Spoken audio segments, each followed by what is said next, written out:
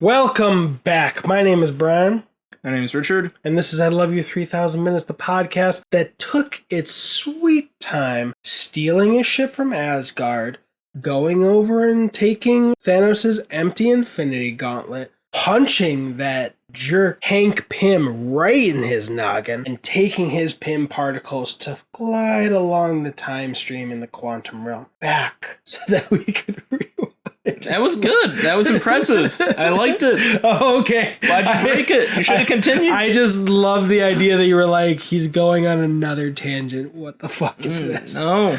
Oh, but I have to respond to good it. I intro. liked it. That was good. Things I've never heard a woman say. So that we could rewatch the entire Infinity Saga from Iron Man 1 to Spider-Man Far From Home. One marvelous minute at a time.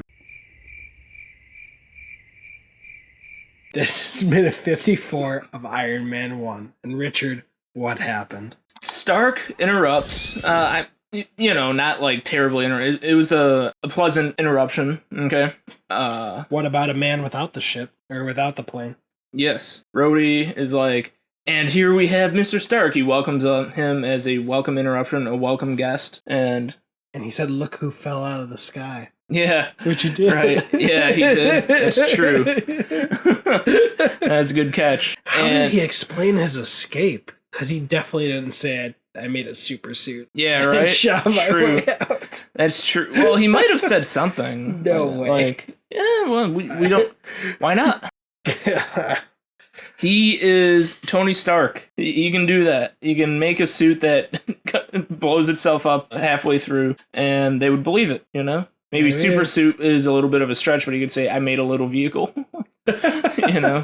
So. I made a vehicle, much like the Flintstones, because it completely depends on me using my feet to move around. Mm-hmm. So, anyways, Rhodey introduces him, and Stark says, hey, you need to ask him about Spring Break 1987, and ask him who he woke up next to. And then he implies that he woke up next to a dude, and... Which, did he say he woke up with him? Yeah. Yeah, the lovely lady you woke with. What was his name? You know, it's a big testament that the kind of problematic things are very minimal and far and few between for the first movie. Mm-hmm. Like a transphobic joke these days, let's just not.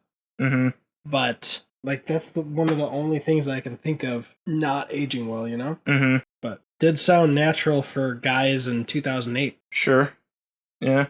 I mean, what do you think about that whole sequence? The transphobic joke. I mean, I don't know. Like, it's not a joke that I guess I would make, but I mean, is it at least funny? They'll believe that.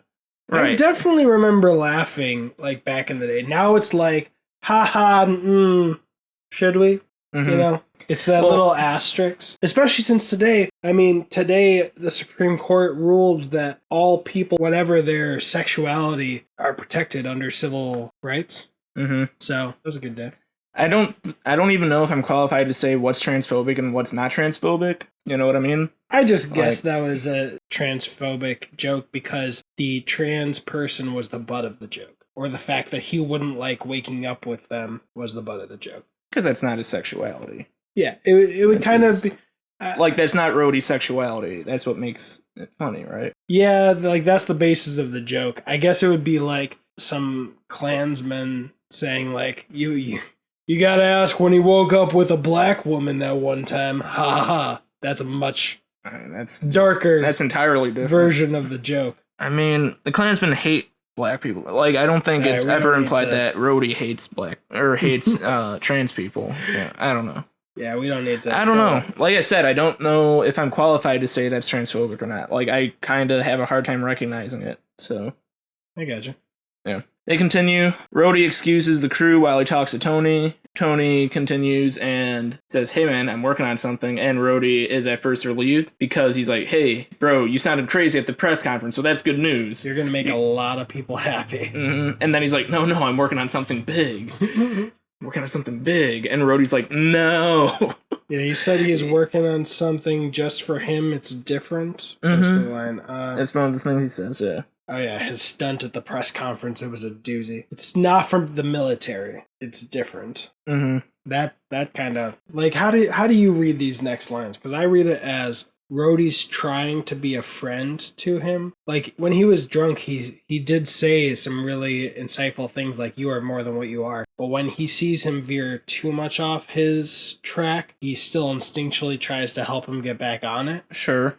The world they live in, Rhodey is part of the Air Force, and Tony sells weapons to them and their buddies. That's just the professional world they live in, and so what Tony is doing does not help either of them, and so Rhodey's trying to look out for him like, hey, you know, your entire company, everyone's going to be like, WTF. Yeah, and this doesn't seem like the man I know. Like, you can still try to be better than you were before, but maybe he wasn't so much looking at how he sold weapons as much as he was looking at how he treated people, didn't respect their time, drunk to excess, had a lot of sex with a lot of people, just very casually and not having something meaningful. Mm-hmm. Does that make sense, what I just said? Sort of, but then Rhodey goes on to say, what is this pacifist shit? Or what was his exact line here? Humanitarian now? Yeah, because it's just not what they've been doing that's been beneficial to them for so long. Yeah, it's interesting. Because, like, the people around him